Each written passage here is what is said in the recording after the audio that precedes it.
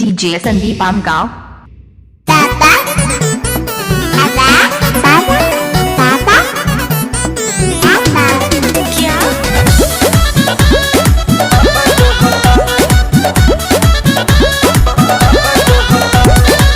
75 35 83 34 17 95 57 22 85 से गईल बारा गोदी में खिला के से गईल बारा गोदी में खिला के लइका तोहर के पापा कहता हमरा सैया जी के चाचा कहता कि लइका तोहर के पापा कहता हमरा सैया जी के चाचा कहता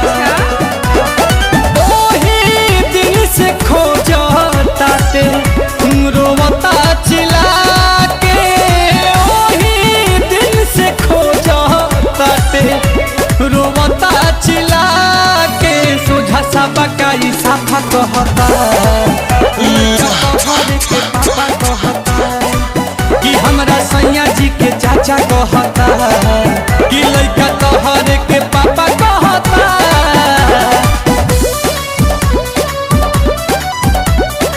music by Priyanshu Singh. 95 57 22 85 70 75 35 83 34 17 DJ Sandeep Amgaon.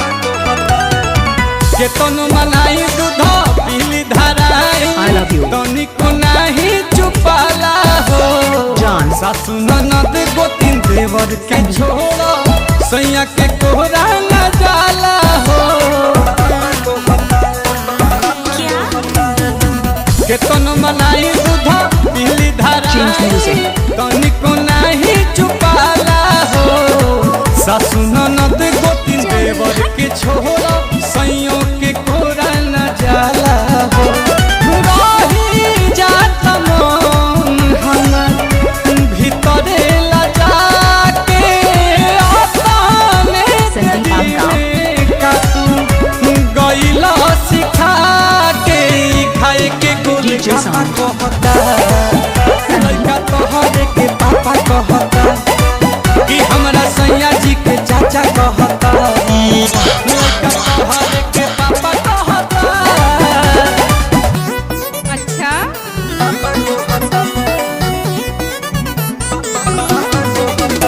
95 57 22 85 70 75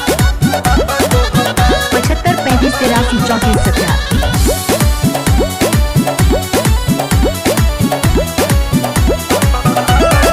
भइल रिजाला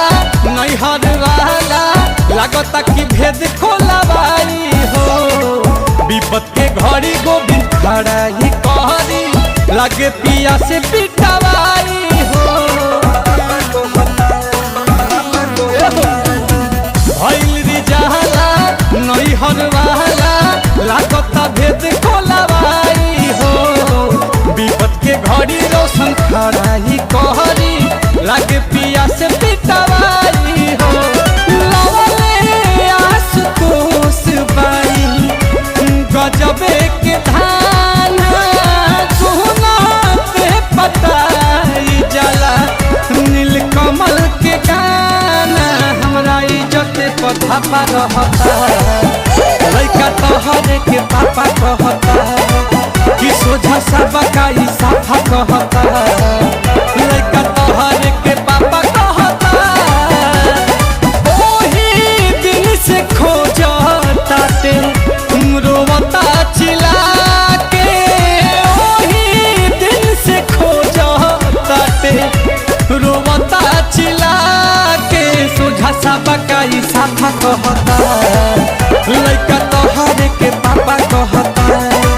कि हमरा सैया जी के चाचा कहता डीजे साउंड। लइका तोहरे के पापा कहता 95 57 22 85 70 75 35 83 34 17